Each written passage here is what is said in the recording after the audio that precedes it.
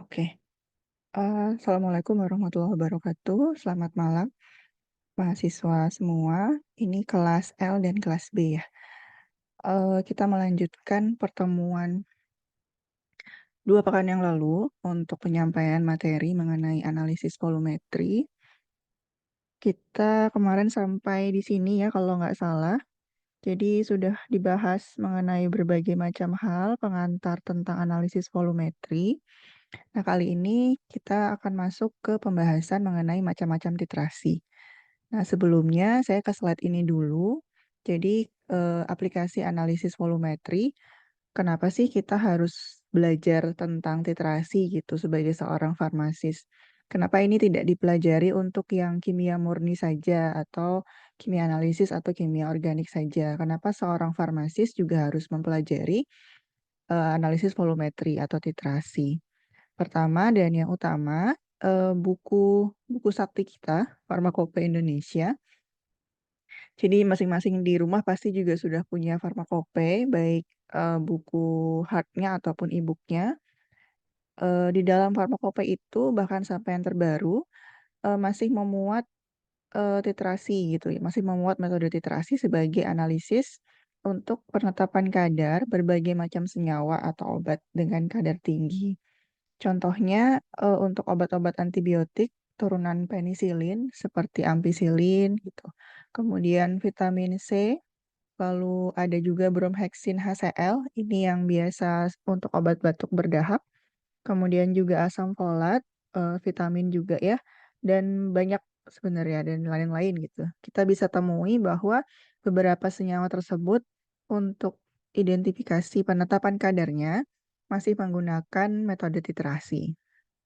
Kemudian, aplikasi yang kedua untuk karakterisasi senyawa tertentu. Karakterisasi ini maksudnya adalah, ya seperti namanya ya, karakter jadi.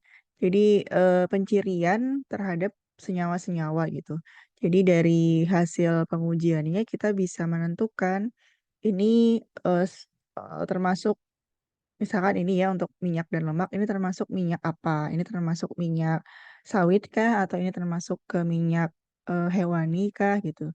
Nah, untuk karakterisasi, misalkan untuk karakterisasi minyak dan lemak, itu juga masih menggunakan metode titrasi, seperti pada penentuan bilangan asam, penyabunan, iodium, dan peroksida, 4 karakterisasi itu semuanya masih menggunakan metode titrasi. Kemudian aplikasi yang ketiga itu pada penetapan kadar air, itu juga bisa menggunakan titrasi Kalvisser. Oke, saya lanjutkan. Nah, ini saya ambilkan dari Farmakope Indonesia edisi ke-6, e-book-nya ya. Jadi aplikasi titrimetri pada penetapan kadar sediaan ampicillin dan untuk antibiotik turunan penisilin lainnya. Di bagian penetapan kadarnya, ini saya screenshot halaman 139. Di sini disebutkan untuk penetapan kadar buat seperti tertera pada larutan baku, untuk penentuan larutan bakunya ya, pada penetapan kadar antibiotik secara iodometri. Menggunakan ampicillin, BPFI, baku pembanding Farmakope Indonesia. Ini pembuatan larutan ujinya seperti yang tertera, kemudian prosedurnya lakukan seperti pada prosedur penetapan kadar antibiotik secara iodometri. Hitung jumlah dalam miligram pada tiap kapsul. Jadi ini kapsul ampicillin, jadi sediaannya itu bentuknya kapsul, dalamnya ada ampicillin. Rumusnya juga sudah tertera di dalam farmakope.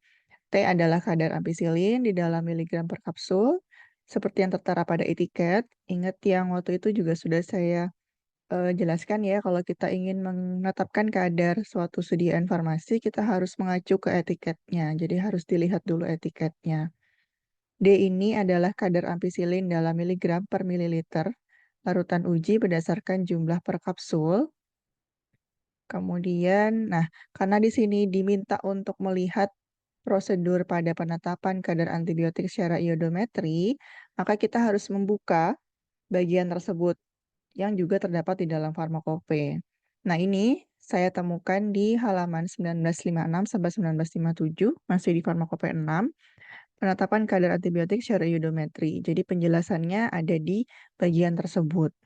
Di sini juga disebutkan macam-macam turunan penisilin dengan pelarutnya masing-masing. Jadi beda-beda gitu ya. Kalau kita ingin penetapan kadar amoksisilin, maka kita bisa menggunakan pelarut Aquades.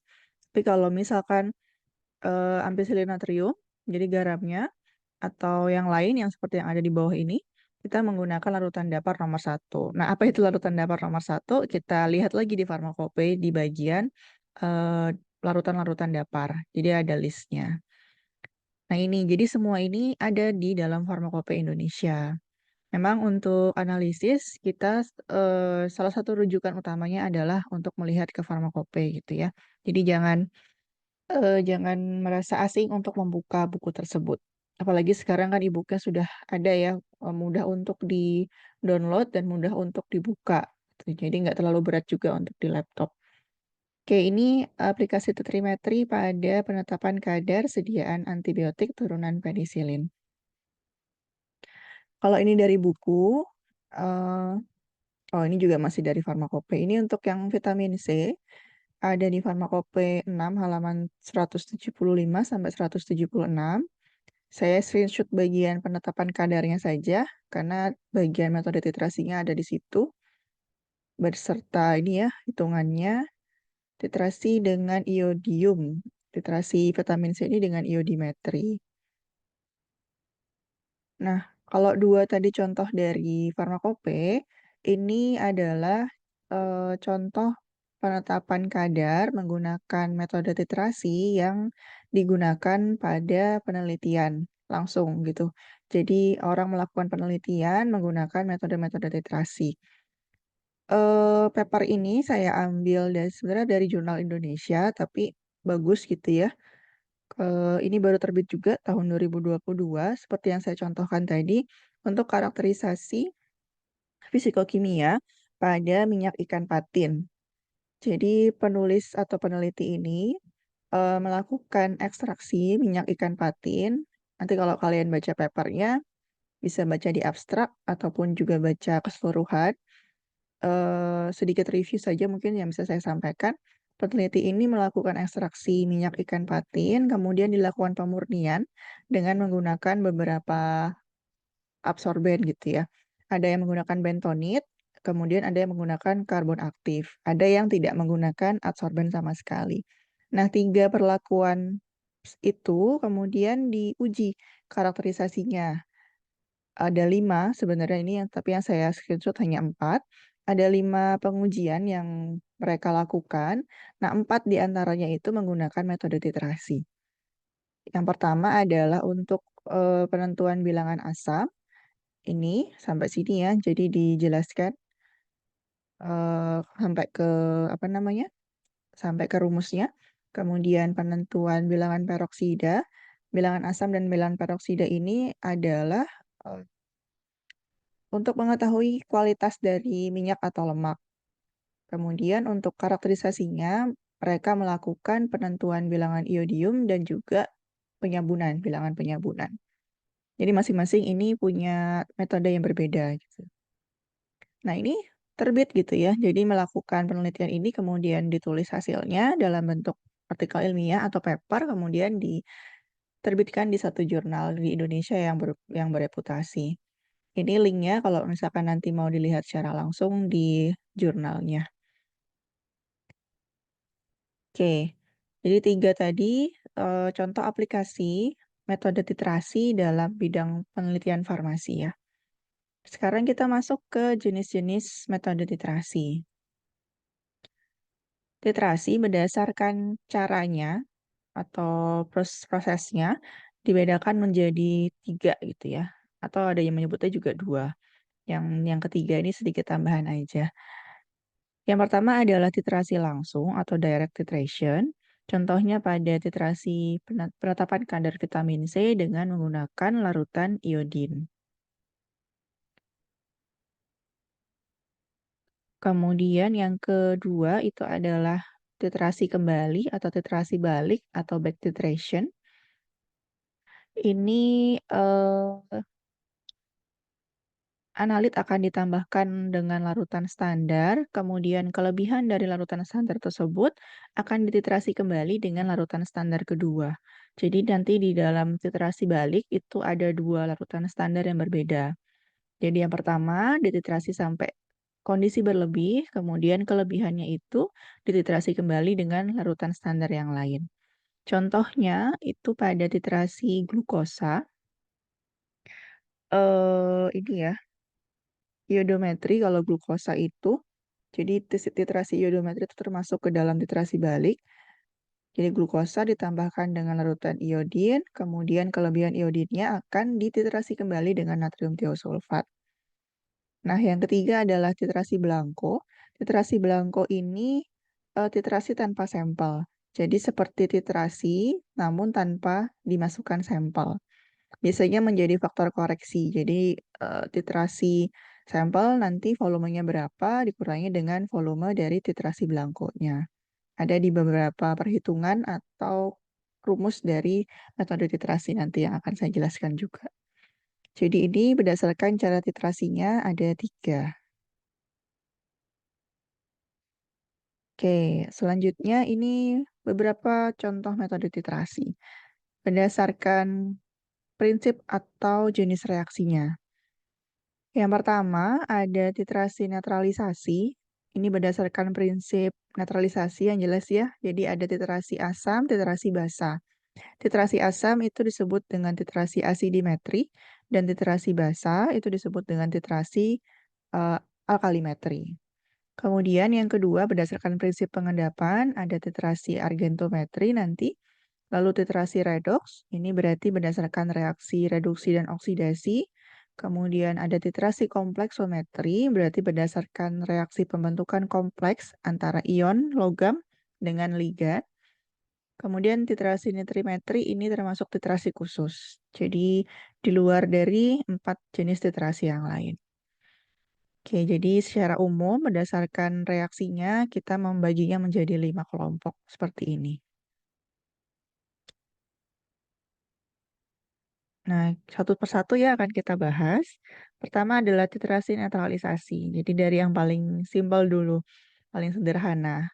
Tadi seperti yang saya sebutkan, netralisasi itu ada 2 macam, yaitu asidi dan alkalimetri. Titrasi asidimetri berdasarkan namanya, asidi, berarti titrannya adalah asam. Ingat kembali titran, titran itu yang terletak di dalam buret atau larutan standar. Jadi titrasi terhadap basa bebas atau larutan garam yang berasal dari asam lemah dengan suatu larutan standar asam. Jadi titrannya itu asam. Contohnya titrasi NaOH yang dititrasi dengan HCl. Jadi titrannya HCl. HCl kan asam ya. Kemudian dari titrasi tersebut reaksinya adalah NaOH plus HCl menghasilkan garam NaCl dan H2O. Reaksi yang sebenarnya terjadi adalah antara OH-, jadi basa dari NaOH, plus H+, asam dari HCl menghasilkan air atau H2O. Ini kan reaksi netralisasi kan ya? Oke, seperti itu. Jadi kalau titrannya asam, kita menyebutnya dengan asidimetri. Kebalikannya, kalau titrannya basa atau larutan standarnya basa, itu dinamakan dengan titrasi alkalimetri, alkali basa. Contohnya, penetapan kadar CH3COOH yang dititrasi dengan NaOH. Jadi NaOH ini basa, dibuat atau digunakan untuk mentitrasi CH3COOH. Reaksinya seperti yang ada di slide, CH3COOH plus NaOH menghasilkan CH3COONA, ini juga suatu garam, plus H2O. Sebenarnya reaksi yang terjadi adalah asam ditambah dengan basa menghasilkan air. Jadi reaksi netralisasi. Itu jadi bedanya hanya di titrannya. Kalau titrannya asam berarti asidi, kalau titrannya basa berarti alkalimetri. Nah, ini gambaran kurva titrasi antara volume titran yang di bawah, jadi mililiter NaOH ini volume titran, dan pH. Jadi pertemuan pertama itu sudah saya jelaskan bagaimana kita caranya menentukan titik akhir titrasi ya. Jadi kapan titrasi itu harus dihentikan? Yaitu dengan penambahan indikator. Nah, sebenarnya selain dengan cara tersebut, kita juga bisa menentukan titik akhir titrasi atau titik ekivalen juga bisa dengan cara pengukuran pH. Gitu. Jadi setiap penambahan sekian mili titran kita ukur pH-nya, kemudian kita plot menjadi sebuah kurva titrasi seperti yang ada di layar. Tapi cara ini kan lumayan ribet ya, karena kita perlu alat tambahan, jadi pengukur pH-nya dan kita juga ya berhenti-berhenti gitu. Jadi sekian mili kita berhenti, kita ukur dulu, kita tulis dulu berapa hasilnya gitu. Nah sehingga, lebih mudah atau lebih cepat, lebih efisien lah dengan menggunakan penambahan indikator saja. Nah, tetapi kalau kita coba plotting menjadi sebuah kurva titrasi, seperti ini gambarannya. Ini, antara asam kuat dengan basa kuat. Jadi titrannya adalah basa, kuat, dan titratnya adalah suatu asam kuat, tapi tidak ditulis di sini ya. Karena asam kuat kan dimulai dari bawah tuh, kan pH semakin rendah itu semakin kuat ya asamnya. Terus naik jadi semakin ditambah volume titrannya akan semakin naik pH-nya sampai menuju ke titik ekivalen, di mana keadaan setimbang antara, titran dan titratnya. Nah, di sini adalah peran dari indikator. Jadi kalau merah metil nanti perubahannya pada pH sekian. Kalau menggunakan PP, indikator phenolphthalein, itu biasanya di antara pH 8 ke atas akan berubah warna. Nah, kalau asam lemah dengan basa kuat, kurang lebih kurva titrasinya seperti ini. Jadi nggak dimulai dari bawah kan karena asam lemah itu ya berarti pH-nya sedikit di atas dari asam kuat ya. Jadi kurang lebih seperti ini.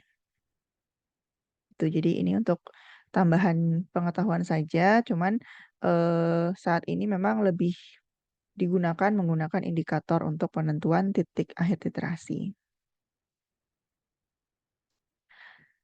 Baik, selanjutnya, ini ada saya cantumkan 2 sumber. Yang pertama ini link YouTube ya, jadi video mengenai, teknis bagaimana melakukan titrasi, netralisasi. Nanti silakan dicek masing-masing saja.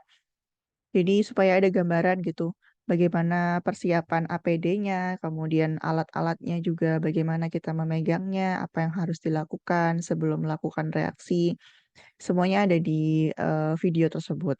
Nah, untuk link yang kedua, ini link yang sebelahnya ini, tentang satu paper yang membahas tentang metode titrasi alkalimetri yang digunakan untuk analisis pada tablet antasida. Antasida tahu ya untuk lambung, untuk menetralkan asam lambung. Nah, di situ menggunakan titrasi alkalimetri.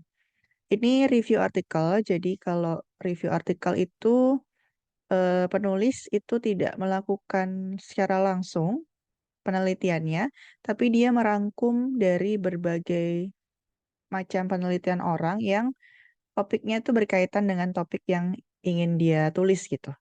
Jadi dia merangkum beberapa penelitian orang lain mengenai penerapan titrasi alkalimetri terhadap analisis tablet antasida. Itu ya, di sini disebutkan bahwa sebenarnya teknik ini masih bisa digunakan gitu, masih bisa digunakan untuk penentuan, si antasida itu gitu, untuk penetapan kadar antasida.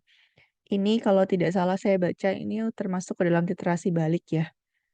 Jadi untuk mengetahui konsentrasi dari basa yang terkandung dalam antasida ini, dia melakukan titrasi balik dengan alkalimetri. Oke, ini baru terbit tahun 2023, jadi masih baru sekali. Nanti silahkan kalau mau baca detailnya, silahkan dibuka di link yang kedua. Oke, itu tadi yang netralisasi. Sekarang kita ke titrasi pengendapan. Titrasi yang berdasarkan prinsip terjadinya endapan. Contohnya adalah titrasi argentometri. Jadi titrasi argentometri adalah titrasi yang mengakibatkan terjadinya endapan. Contohnya itu adalah titrasi Cl- dengan larutan standar AgNO3. Jadi kenapa disebut argentometri? Karena titrannya itu adalah AgNO3. Jadi berdasarkan nama titrannya ya. Nah, reaksinya sebagai berikut. Jadi Cl- dari sampelnya atau dari analitnya plus Ag plus dari larutan standar AgNO3 menghasilkan AgCl. Nah, AgCl ini bentuknya padatan atau serbuk, serbuk yang bisa mengendap. Jadi kalau ada reaksi seperti yang di slide, kemudian ada tanda panah ke bawah, itu biasanya apa namanya? Biasanya diartikan itu sebagai suatu endapan. Dan ini juga ada tulisan S ya di dalam sini. S itu artinya solid. Solid itu ya padatan gitu ya. Jadi berarti AgCl ini bentuknya adalah endapan. Ini adalah reaksi kombinasi ion. Jadi ada ion negatif ketemu dengan ion positif. Indikator yang digunakan itu antara lain bisa menggunakan K2CrO4. Ini suatu larutan garam. Bisa juga menggunakan larutan garam Fe3+, atau larutan fluoresin atau eosin. Jadi bisa menggunakan beberapa jenis indikator. Ini juga link YouTube video mengenai titrasi argentometri. Nanti silahkan mau dicek-cek sendiri. Kalau ini adalah paper. Jadi contoh paper mengenai titrasi argentometri yang menggunakan indikator K2CrO4. Di sini ini dari UII ya. Jadi Indonesian Journal of Chemistry Analytics. Jadi jurnalnya jurnal bahasa Indonesia tapi bagus. Di sini peneliti melakukan validasi metode. Validasi metode itu adalah beberapa pengujian. Jadi biasanya metode itu tidak ada di buku rujukan seperti Farmakope atau ya Farmakope lah inti. Jadi tidak ada di buku-buku panduan mengenai metode analisis. Jadi peneliti ini ingin melakukan pengembangan metode baru, kemudian dari situ dia melakukan validasi. Nah, validasi sebenarnya nanti akan kita bahas di Anfar kedua, cuman sebagai gambaran singkatnya saja, jadi ada beberapa parameter pengujian. Tapi yang saya cantumkan di sini mungkin di bagian titrasinya saja. Di situ prosedur kerjanya juga jelas. Yang pertama adalah pembuatan larutan standarnya dulu. Jadi untuk titrannya kita buat secara manual dulu dengan konsentrasi sekian. Kemudian karena agen O3 ini adalah suatu standar sekunder, maka harus dibakukan dulu kan ya. Nah, pembakunya atau standar primernya adalah NaCl. Setelah dibakukan, ketemu konsentrasi yang sebenarnya, kemudian dilakukan penetapan kadar. Nah, karena dia pengujiannya adalah validasi, jadi ada beberapa macam pengujian sebenarnya. Saya masukkan di sini yang akurasi saja. Jadi, contoh di bagian titrasinya, di sini menggunakan indikator K2CrO4 5% sebanyak 3 tetes. Dan kemudian dititrasi dengan agen O3 yang sudah distandarisasi sebelumnya. Titrasi diulang sebanyak 5 kali. Jadi nanti kalau misalkan teman-teman melakukan titrasi, jangan hanya 1 atau 2 kali, minimal 3. Bahkan kalau misalkan dalam penelitian TA gitu ya, kalau bisa lebih dari 3 gitu. Jadi 5 itu sangat cukup lah. Jadi kita mencegah error gitu ya. Kalau hanya 1 atau 2, nanti ketika nilainya jauh kan rata-ratanya jadi nggak akurat. Jadi kalau ada 3 minimal kita bisa tahu range pengujian kita ini baik atau presisi atau tidak. Gitu. Jadi kemudian juga penggunaan indikator sebaiknya jangan terlalu banyak. Jadi diminimalisir gitu ya, bisa 2 atau 3 tetes saja. Kecuali mungkin di dalam rujukannya atau di dalam farmakope misalkan disebutkan sekian mili gitu ya. Tapi ketika tidak disebutkan berapa banyak, maka gunakan seminimalisir mungkin. Biasanya sih sampai 3 tetes saja. Baik, saya lanjutkan. Tadi titrasi netralisasi sudah, kemudian titrasi pengendapan juga sudah. Next, yang ketiga adalah titrasi redox. Redox ini prinsip reaksi reduksi dan oksidasi itu banyak melatar belakangi atau mendasari beberapa jenis titrasi. Ada titrasi iodimetri, ada iodometri, ada permanganometri, dan ada bromometri. Sebenarnya juga ada yang lain, tapi mungkin yang akan dibahas hanya 4 ini saja. Oke, titrasi redox adalah Titrasi yang menyangkut reaksi redoks atau reaksi perpindahan elektron antara zat yang dititrasi dan zat penitrasi atau sebaliknya. Larutan standarnya itu atau titrannya adalah suatu oksidator dan sampelnya atau analitnya itu adalah suatu reduktor. Jadi diingat kalau tadi netralisasi asidimetri, titrannya asam sesuai dengan namanya ya. Nah, kalau redoks titrannya itu adalah oksidator. Jadi emang oksidasi. Sementara sampel atau analitnya itu kebalikannya, reduktor. Contohnya ini ada titrasi serimetri, di mana garam ferro atau FeSO4 sebagai reduktor dititrasi dengan garam seri atau CeSO4 dua kali sebagai oksidator. Jadi titrannya itu adalah CeSO4 dua kali. Reaksinya seperti yang ada di layar. Nah, karena prinsipnya itu mengikuti prinsip redoks atau reduksi oksidasi, kita harus paham dulu apa itu oksidasi dan apa itu reduksi. Khususnya bagian ciri-cirinya lah ya. Jadi, kalau oksidasi itu biasanya dicirikan dengan tiga hal. Senyawa dapat dikatakan mengalami reaksi oksidasi saat pertama terjadi peningkatan biloks atau bilangan oksidasi. Jadi biloksnya bertambah. Kemudian yang kedua, adanya penambahan oksigen. Misalkan ketika H2O teroksidasi menjadi H2O2. Nah, itu kan ada penambahan oksigen. Nah, itu namanya reaksi oksidasi. Kemudian yang ketiga adalah atau pengurangan jumlah hidrogen. Jadi saya ulangi, reaksi oksidasi itu cirinya yang pertama terjadi peningkatan bilok, kedua terjadi penambahan oksigen, dan ketiga terjadi pengurangan hidrogen. Nah, kebalikannya, reaksi reduksi itu cirinya adalah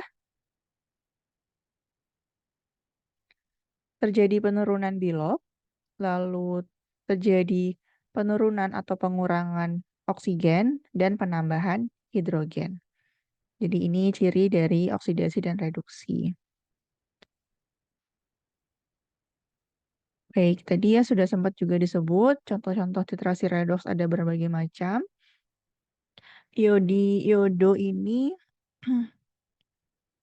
nanti saya jelaskan di bagian contoh. Kemudian yang mungkin tidak saya jelaskan detail ini serimetri. Serimetri ini titrannya adalah cerium sulfat. Dari permanganometri juga nanti akan saya jelaskan di contoh. Bromometri, ini ada bromatometri, jadi ada bromo, ada bromato. Kalau bromo ini melibatkan gas brom, Br2 ini bentuknya gas. Kalau bromato itu titrannya adalah KBRO3. Ini KBRO3 ini baku primer, jadi kita tidak perlu melakukan standarisasi lagi. Jadi berbeda dengan titrasi yang lain, kalau titrasi yang lain menggunakan baku sekunder, kalau bromatometri ini titrannya langsung baku primer. Kemudian titrasi yang melibatkan KiO3 ini adalah iodatometri. Jadi ada iodi, ada iodo, ada iodatometri.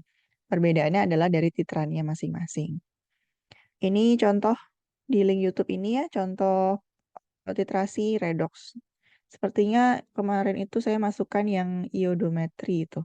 Iodo atau iodi, nanti silahkan dicek saja. Oke, nah dalam redoks, kita itu harus bisa menentukan nilai valensi. Jadi, valensi mungkin masih ingat ya teman-teman di sini. Penentuan valensi ini sangat penting dalam suatu reaksi redoks, karena untuk perhitungan kadar nanti juga sangat berkaitan dengan valensi ini. Jadi, penentuan valensi ditentukan oleh banyaknya elektron yang terlibat dalam suatu reaksi. Jadi kita menghitung elektronnya gitu. Satu analit bisa jadi valensinya berbeda tergantung dari kondisi reaksinya. Contohnya jika dilakukan titrasi dengan kalium permanganat, KMnO4, jika reaksinya seperti yang kalian lihat di baris pertama, jadi ini ada 4 reaksi ya. Kalau seperti yang di baris pertama, maka kita simpulkan bahwa valensinya 1, karena hanya ada 1 elektron yang terlibat.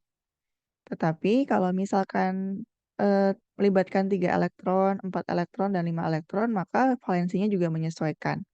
Valensinya 3 kalau melibatkan 3 elektron, valensinya 4 jika melibatkan 4 elektron, dan seterusnya. Jadi tergantung kondisi reaksinya masing-masing. Di sini di yang atas, contohnya ya, pada reaksi I2 menjadi imin, di sini bisa dilihat 1 mol I2 itu setara dengan 2 elektron. Jadi di sini untuk disetimbangkan dulu persamaan reaksinya, 1 molekul I2 untuk menghasilkan imin, maka dia membutuhkan 2 elektron. Nah, berarti reaksi ini itu valensinya ada 2. Gitu. Jadi diingat adalah penentuan valensi itu tergantung dari berapa banyaknya elektron yang terlibat dalam suatu reaksi. Oke, kita masuk contoh titrasi redoks yang pertama. Ini adalah titrasi iodimetri. Eh, Titrasi iodimetri ini dan iodo juga ya, itu masih banyak digunakan dalam riset-riset farmasi. Misalkan penentuan bilangan iodium pada tadi yang seperti saya contohkan di paper sebelumnya, pada penentuan karakterisasi minyak ikan patin, itu prinsipnya menggunakan titrasi iodometri. Iodimetri, dalam hal ini iodimetri termasuk dalam titrasi langsung. Jadi kalau tadi di awal sudah disebutkan ada berbagai macam jenis titrasi berdasarkan eh, cara kerjanya. Nah, kalau iodi ini termasuk ke dalam titrasi langsung. Titrannya adalah I2 atau iodin. Jadi iodin ini adalah agen pengoksidasi yang relatif kuat, jadi termasuk oksidator yang relatif kuat, walaupun tidak sekuat KBRO3, tapi lumayan kuat lah. Jadi analisis dengan iodimetri ini dilakukan terhadap senyawa-senyawa yang bersifat reduktor kuat. Ingat tadi, titrannya adalah oksidator, sementara titratnya, analitnya adalah reduktor. Contohnya adalah titrasi pada vitamin C dan juga natrium bisulfit. Natrium bisulfit. Contoh obatnya misalkan antalgin, mungkin teman-teman familiar dengan antalgin ya. Antalgin itu kalau mengalami reaksi hidrolisis, jadi kalau ketemu dengan air, itu dia bisa menghasilkan senyawa natrium bisulfit. Nah, natrium bisulfit itu yang kemudian bisa dianalisis dengan titrasi iodimetri. Tuh. Nah, titrasi indikator yang digunakan untuk senyawa-senyawa yang bersifat reduktor kuat, ini misalkan menggunakan larutan pati atau amilum. Jadi bisa menggunakan kanji atau pati atau amilum. Nah, nanti ketika di lab, mahasiswa harus membuat dulu indikatornya. Jadi bukan dalam bentuk jadi ya, jadi harus dibuat dulu indikator kanjinya itu. Kanji ini tidak larut dalam air dingin. Jadi nanti biasanya dilarutkan dalam air biasa dulu, kemudian baru dipanaskan sambil diaduk sampai dia larut. Jadi sedikit demi sedikit. Contoh penggunaan iodimetri ini tadi sudah ya, dengan dalam vitamin C, bisulfit, dan arsenit.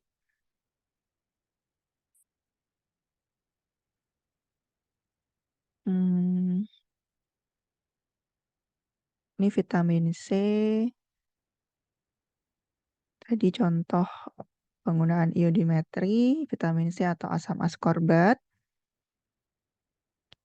Jadi vitamin C ini adalah suatu reduktor yang kuat. Saat dibiarkan terbuka di udara, maka dia bisa berubah warna menjadi kecoklatan.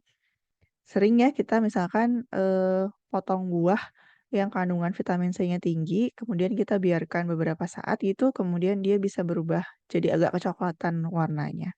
Nah, itu karena dia sudah teroksidasi. eh jadi berubah dari asam askorbat menjadi asam dihidroaskorbat. Reaksinya seperti yang ada di layar.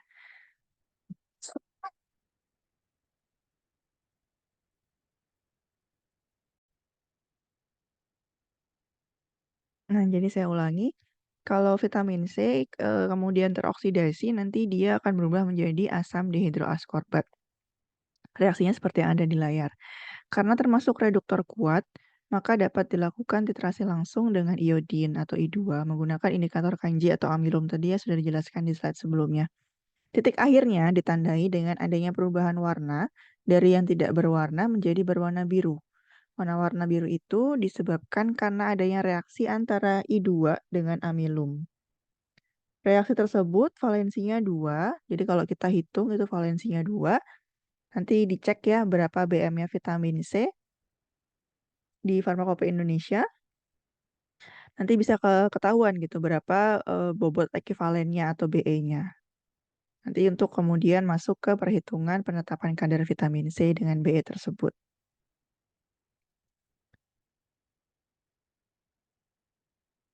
Next ini adalah standarisasi dari iodin. Jadi I2 itu termasuk juga standar sekunder sehingga kita perlu menstandarisasinya dengan standar primer. Jadi iodium ini harus dibakukan terlebih dahulu dengan menggunakan arsen trioksida atau natrium tiosulfat. Biasanya kalau di lab itu menggunakan natrium tiosulfat, tapi juga bisa menggunakan arsen trioksida. I2 itu wujudnya cairan. Jadi kalau misalkan teman-teman nanti cari di lab itu bentuknya cairan dan arsen trioksida ini wujudnya padatan. Jadi cair dan padat. Ingat kemarin ya, kalau ada cair dan padat maka penentuan konsentrasinya rumusnya berbeda dengan cair-cair gitu ya. Nah, karena satu cair satu padat, maka rumusnya seperti yang ada di slide. Untuk cair atau I2-nya kita menggunakan V kali N. Untuk yang padatan, si arsen trioksidanya kita menggunakan rumus milimol dikali valensi. Atau ketika dijabarkan menjadi seperti yang ada di bawah, bobot dari arsen trioksida dikali dengan valensinya ada 4, dibagi dengan bobot molekul dari arsen trioksida, ini kita dapatkan dari Farmakope, 197,8 dikali volume iodin yang digunakan dalam titrasi. Nanti dari rumus ini kita ketemu berapa konsentrasi dari I2-nya.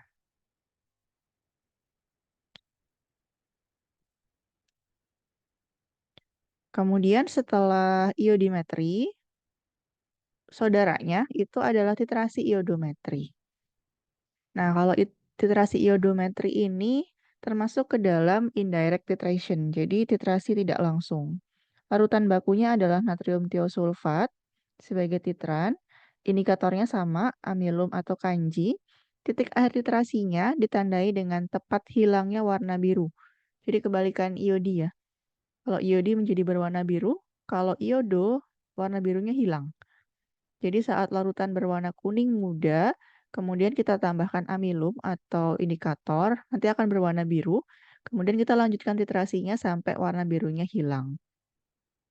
Jadi itu kan sebenarnya nanti ketika dititrasi pertama kali akan berwarna coklat sampai warna kuning, kuning-kuning hampir pudar itu, kemudian baru kita tambahkan amilumnya atau indikatornya.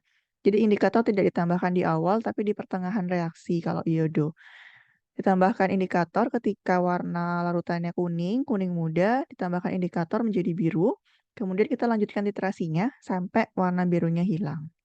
Lalu volumenya dicatat. Nah, iodometri ini digunakan untuk analisis senyawa yang bersifat reduktor lemah, seperti contohnya glukosa.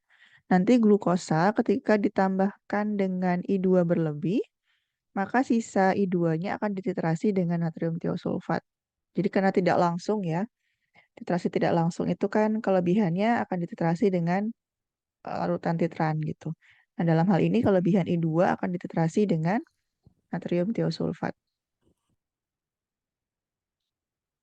Contohnya nanti silahkan cek di link YouTube ini. Nah, kalau iodi itu yang distandarisasi adalah iodin, kalau iodo yang distandarisasi adalah natrium tiosulfatnya. Natrium tiosulfat pentahid. Jadi natrium tiosulfat kalau kita cek di farmakope itu ada dua macam. Jadi ada dua macam. Di pasaran itu ada dua macam, maaf. Ada yang bentuknya pentahidrat, ada yang anhidrat atau tanpa air.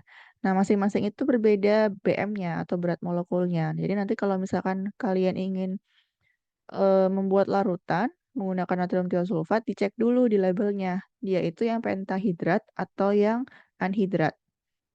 Nah, biasanya kita menggunakan yang anhidrat. Tapi nggak apa-apa itu untuk pengaruh ke perhitungan saja. Satu molekul kalium iodat setara dengan 3 molekul I2. Jadi kalau misalkan menggunakan natrium tiosulfat, standarisasinya itu kita pakai KiO3 atau kalium iodat. Reaksinya kita tulis dulu seperti ini. Jadi satu molekul KiO3 itu setara dengan 3I2. Sementara 1I2 itu setara dengan 2 natrium tiosulfat. Nah, berarti 2 dikali 3 ya. Berarti valensinya adalah 6. 1 KiO3 setara dengan 6 valensi dari natrium tiosulfat. Nanti rumus untuk perhitungan konsentrasinya, jadi N natrium tiosulfat sama dengan bobot dari KiO3 yang kita timbang, dikali dengan valensi, dibagi dengan bobot molekul dari KiO3, yaitu 214, bisa dicek di farmakope, dikali dengan volume titrannya yang kita gunakan untuk titrasi, yaitu tiosulfat. Nanti dapat konsentrasi dari natrium tiosulfat yang sebenarnya. Nah, lalu contoh penerapan iodometri itu pada analisis Cu, tembaga sulfat, CuSO4. Jadi kalau kita ingin menetapkan kadar Cu pada suatu tembaga sulfat gitu ya, kita bisa menggunakan metode titrasi iodometri. Di sini prosedurnya lebih kurang 2 gram tembaga sulfat yang ditimbang dengan seksama dilarutkan dalam air dalam gelas piala, lalu dimasukkan dalam labu takar 100 ml secara kuantitatif. Kemudian ditetapkan volumenya. Jadi kalau misalkan nanti ingin membuat larutan dari suatu padatan atau serbuk, jangan langsung dimasukkan ke dalam labu takar ya. Misalkan nanti kalian diminta untuk membuat larutan 100 ml seperti ini, penimbangannya itu jangan langsung dimasukkan ke labu takar. Jadi masukkan dulu di gelas piala atau beker gelas lah. Kemudian dilarutkan sedikit dulu dengan air. Baru setelah larut, kalian masukkan ke labu takar, kemudian ditambahkan pelarutnya sampai 100 ml, sampai tanda batas. Gitu, jadi jangan langsung dimasukkan ke dalam labu takar. Kemudian dari 100 ml itu diambil 25 ml, kemudian ditambah dengan 2 ml asam asetat, ini untuk memberi suasana asamnya, dan 1,5 gram kalium iodida. Larutan iodium yang terbentuk dititrasi dengan natrium tiosulfat 0,1 N menggunakan indikator Kanji.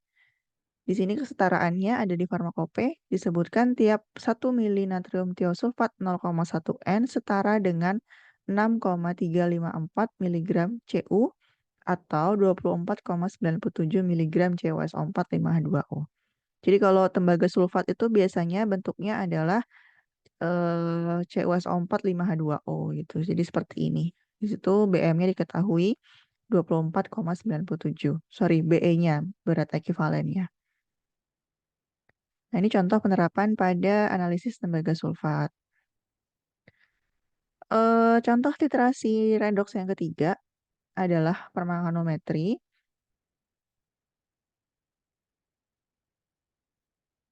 Nanti mungkin saya sampai di sini saja ya, sampai permanganometri, supaya nggak terlalu banyak. Sisanya saya lanjutkan pekan depan. Jadi ini contoh terakhir dari titrasi redoks yang akan kita bahas malam ini. Titrasi permanganometri ini termasuk ke dalam titrasi redoks yang menggunakan larutan standar KMNO4. Nah, KMNO4 ini dia itu titran yang juga berfungsi sebagai indikator. Jadi kalau yang lain-lain itu kita perlu penambahan indikator senyawa lain gitu ya. Nah, kalau KMNO4 itu tidak perlu indikator lagi. Karena dia sudah berfungsi sebagai indikator sendiri gitu. Atau nama lainnya adalah autoindikator. Jadi kalau misalkan pernah lihat di lab, KMNO4 itu warnanya ungu pekat.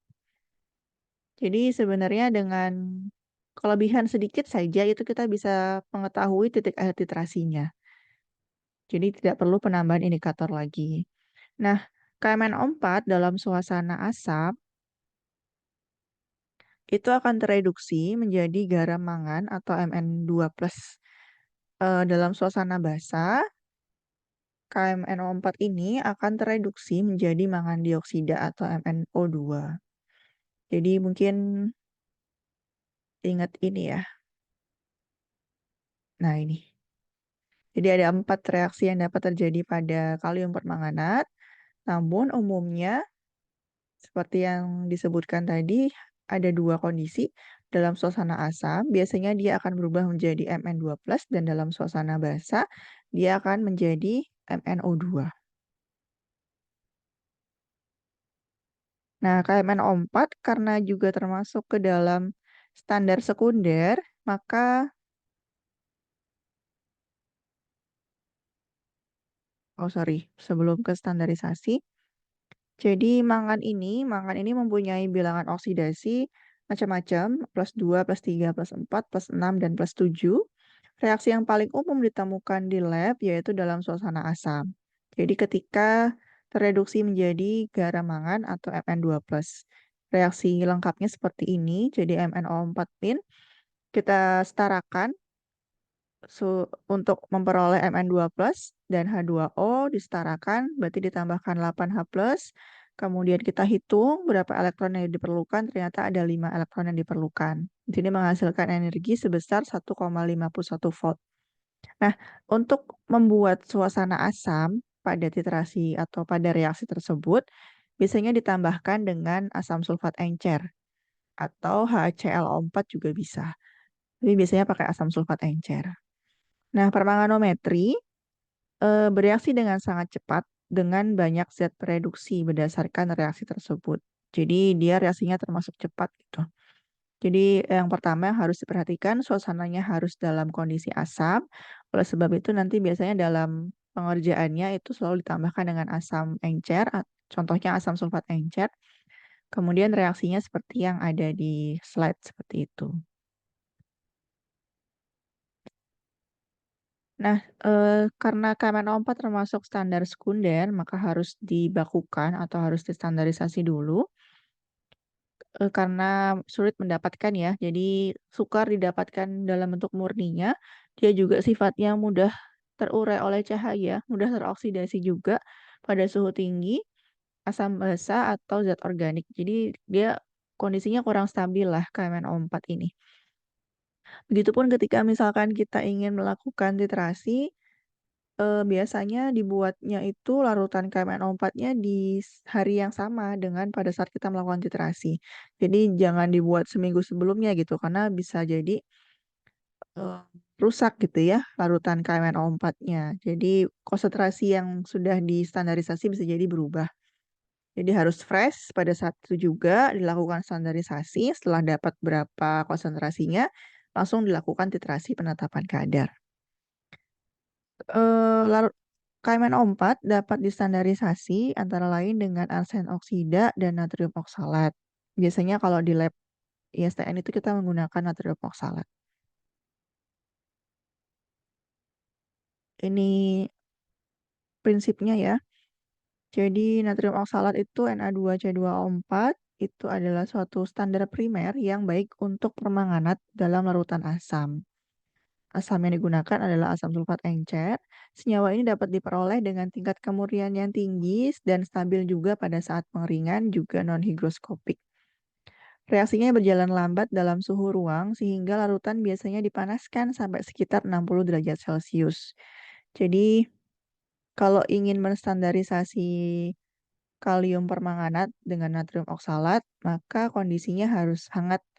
Jadi biasanya dipanaskan sampai di atas 50 derajat atau sekitar 60 derajat supaya reaksinya berlangsung dengan cepat. Kalau enggak nanti lama dapat titik konsentrasinya. Reaksinya seperti yang ada di slide, ini C2O4 direaksikan dengan MnO4 menghasilkan Mn2 plus dan CO2 dan H2O. Kita setarakan, kita dapat nilai H plusnya adalah 16.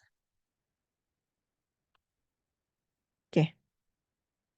Ini untuk pekan depan ya. Jadi tadi redox itu kita terbahas 3, iodi, iodo, dan permanganometri. Masih ada bromatometri, bromometri. Oke, sudah. Setelah itu ada pembentukan kompleks atau kompleksometri, dan terakhir ada nitrimetri. Jadi minggu depan insya Allah kita akan bahas 4 literasi lagi. Untuk malam ini cukup berapa tuh? Ada 5 ya. Asidi, alkali, oh 6. Asidi, alkali, permanganometri, argentometri, maaf, iodo, iodi, dan permanganometri. Baik, lumayan banyak. Baik, sampai di sini dulu penyampaian materinya. Saya stop ya share-nya. Silahkan jika ada yang ingin ditanyakan mengenai materi malam hari ini. Sambil minta tolong untuk PJ kelas, tolong dituliskan di chat link drive tugas ya. Kita bahas paper kalian.